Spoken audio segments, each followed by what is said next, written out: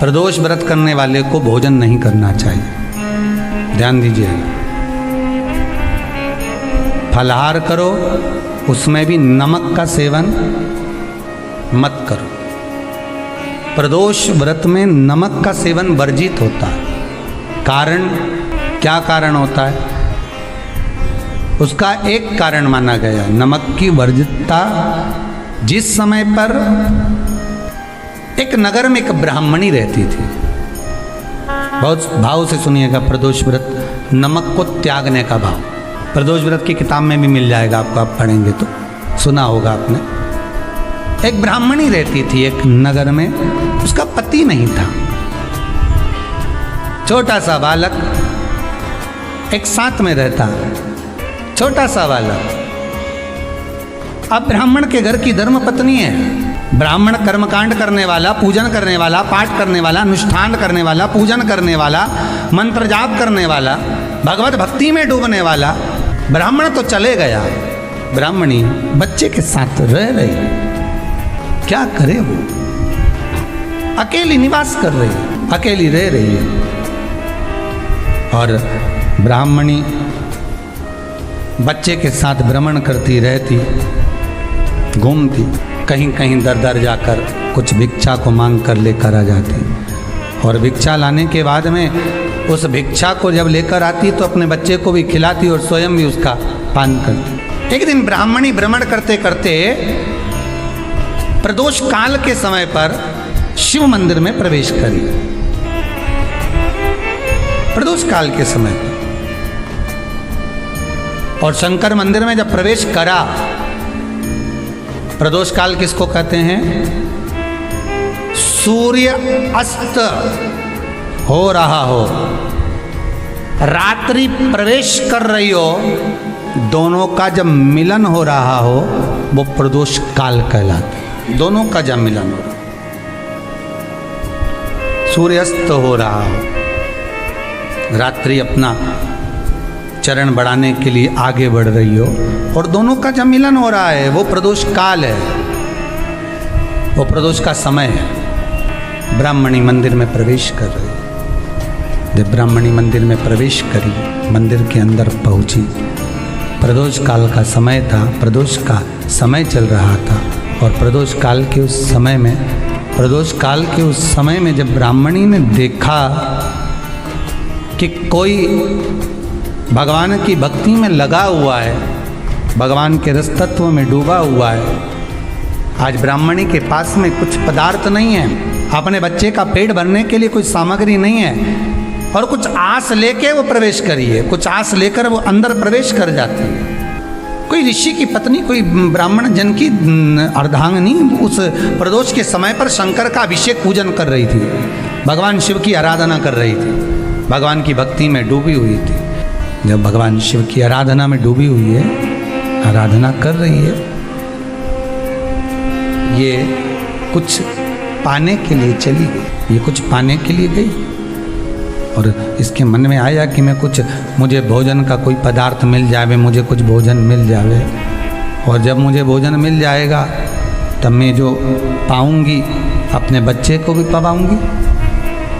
पर जिस मंदिर में वो प्रवेश करी थी, जहाँ पर नारी पूजन कर रही थी शंकर की प्रदोष काल में, वहाँ पर पड़ी हुई कुछ वस्तु को इस ब्राह्मणी ने मांग लिया। मेरे बालक को बहुत भूख लगी है, मेरा बच्चा बड़ा भूखा है, इसके भोजन के लिए थोड़ी सी सामग्री दे दीजिए, इसके भोजन के लिए थोड़ा सा कुछ रस तत्व दे दीजिए। उसने उठाया थोड़ा सा पदार्थ, कुछ जो उसके पास में था वो दिया। जब दिया तो देने के बाद जब उसे प्राप्त हुआ और होने के बाद में जब वो मिल गया उसको, तो उसने उस समय पर उस पदार्थ को जैसे ही मुख में लिया, लेते ही कहा इसमें तो स्वाद नहीं है, इसमें स्वाद नहीं है। उस ब्राह्मणी ने बड़ा सुंदर एक संवाद कहा। घर का जो बड़ा होता है ना, घर का जो बड़ा होता है, घर का बुजुर्ग जो होता है, घर का जो प्रथम स्थल प्राप्त करने वाला, मेन कुर्सी पर अच्छी जगह पर जो बैठने वाला होता है ना, ब्राह्मणी कहती है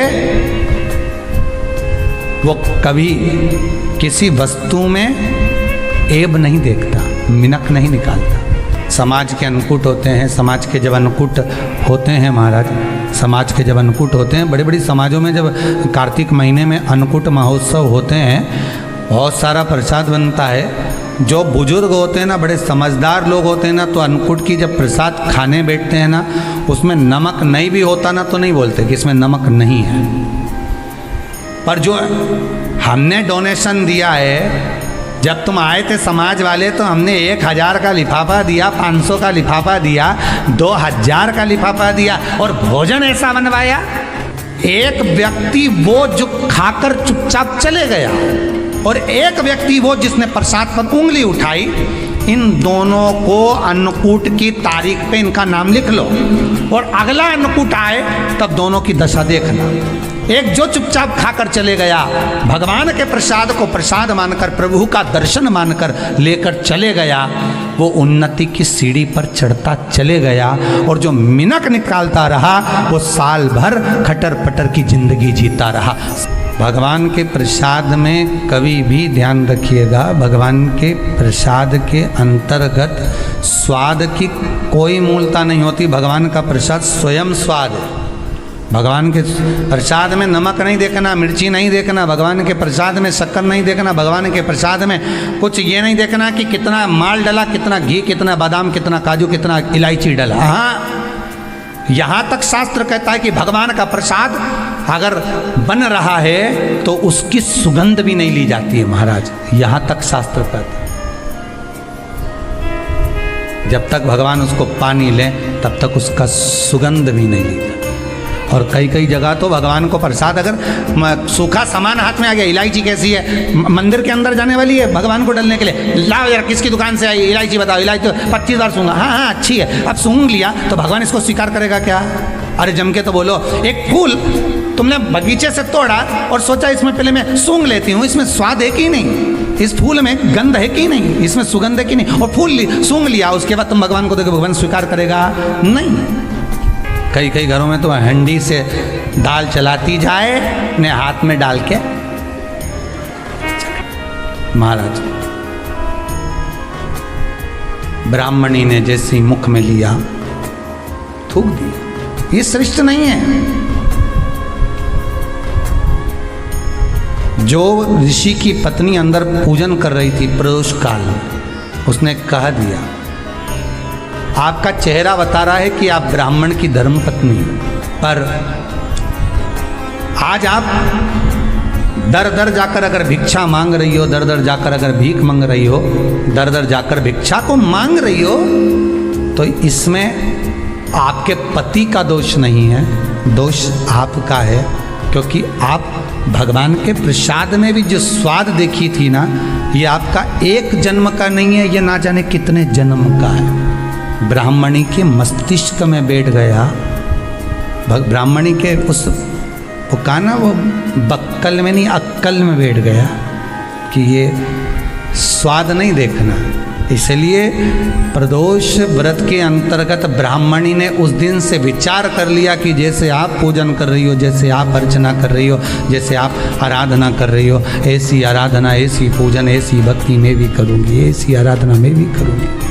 अब मैं स्वाद नहीं देखूंगी। तो प्रदोष व्रत करने वाले को ध्यान रखना चाहिए कि नमक का सेवन ना करे, भोजन ना करे, फलाहार करिए, फल का आहार करिए, प्रयास करिए।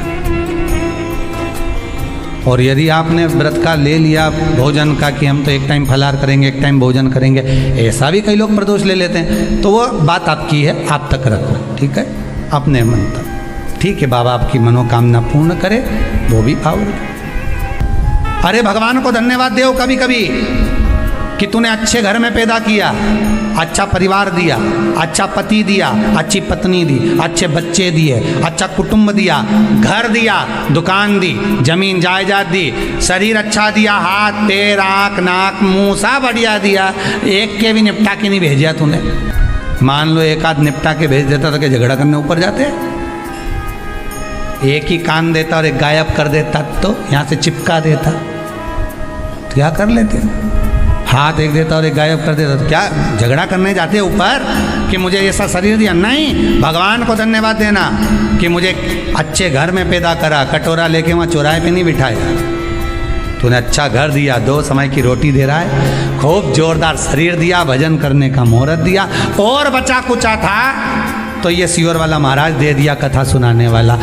शाम के समय पर प्रदोष काल में बेलपत्री के पेड़ के नीचे, चाहे शंकर के मंदिर के दरवाजे पर या शिव मंदिर में, अगर आप प्रदोष के दिन दिया लगाते हो, सोमवार के दिन दिया लगाते हो, तो ऐसा कोई व्यक्ति नहीं जिसको मेरे देव अधिदेव महादेव मेरा विश्वनाथ भंडार नहीं भरता हो, खाली नहीं छोड़ेगा, दे देगा, भंडार भर देगा, कमी तो नहीं रख सकता, ये पक्का। पर तुम करना ही नहीं चाह, 2-4 सोमवार करो और उसके बाद के तो महाराज जी हमने तो करा था, हमको तो मिला ही नहीं। 2-1 प्रदोष करा तुमने, अरे 1 साल करो, सारे दर बदर भी तो अपन ठोकर खा कर आए, इतना साल निकाला अपन ने, और 6 महीना 3 महीना 4 महीना भगवान से निवेदन तो करो, दिल से कहो तो सरी, नी भंडार भरे तो बात दूसरी, एक बार बोलो तो। पर जगत के लोगों के सामने जाकर मत कहना, कहना तो देव अधिदेव महादेव से कहना। प्रदोष व्रत करने वाले को प्रदोष के दिन प्रयास करना चाहिए कि रात्रि के समय पर आधा घंटा, 10 मिनट, 20 मिनट जागरण करे। जागरण मतलब थोड़ा भगवान का भजन कर ले, भले 4-5 माताएं इकट्ठी नहीं हो तो अपन अकेले ही कर लो। अपन अकेले कम है क्या भाई, अपन कम पड़े, आराधना अकेले भी करो, जागरण करो। जब आपकी 11 प्रदोष हो जाए, 26 प्रदोष हो जाए, तब उद्यापन करो। उद्यापन 2 ब्राह्मणों को जोड़े से बुलाओ, ब्राह्मणों को जोड़े से बुलाकर उनके चरणों की पूजन कर कर, आराधना कर कर, सुंदर मंडप तैयार कर कर भगवान का, उसमें सुंदर रंगोली डालकर, मंडल बनवाकर पूजन करो शंकर भगवान की प्रदोष का। एक दिन पहले गणेश की आराधना करो, पूजन करो, और प्रदोष वाले दिन जो मंडल बनाए हैं पूजन अर्चना करने के लिए, जो स्थान दिया है उसकी आराधना करो। खीर की आहुतियाँ दीजिए 108 बार, जो ब्राह्मण आए उनके माध्यम से मंत्रों द्वारा पूजन कराकर खीर की आहुतियाँ दीजिए शिव नाम के। महाराज फिर ब्राह्मणों को जोड़े से भोजन कराकर, चरणों को नमन कर कर, दक्षिणा प्रदान कर कर, निवेदन कर कर ब्राह्मणों से कहें, हे ब्राह्मण देवता, आप हमें आशीर्वाद प्रदान करें कि जिस प्रदोष का हमने व्रत किया है उस व्रत का पुण्य फल हमें प्राप्त हो। ऐसा ब्राह्मण चरण को नमन कर कर, प्रणाम कर कर उनसे अपने मस्तक पर अक्षत छुड़वाएं, फिर नमन कर कर, भोजन कराकर विदा करें। शाम को भगवान का जागरण करें। ऐसे प्रदोष व्रत का उद्यापन कर अपने जीवन को सार्थक बनाएं। ऐसा सुंदर प्रदोष व्रत का व्याख्यान वर्णन स्कंद पुराण में करा गया। वही स्कंद पुराण का प्रदोष व्रत का वर्णन आपको शिव महापुराण के इस सुंदर संवाद में किया गया।